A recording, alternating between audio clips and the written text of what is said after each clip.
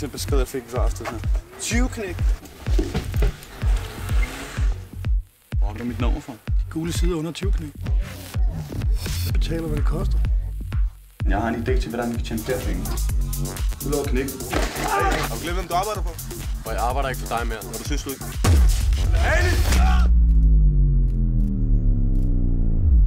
Der har skabt de problemer her. Men der får lov at løse det.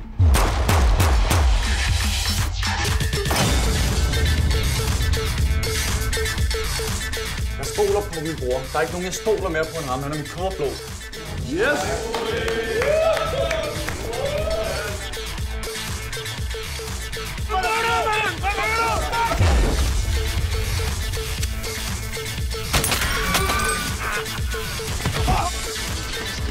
Yes!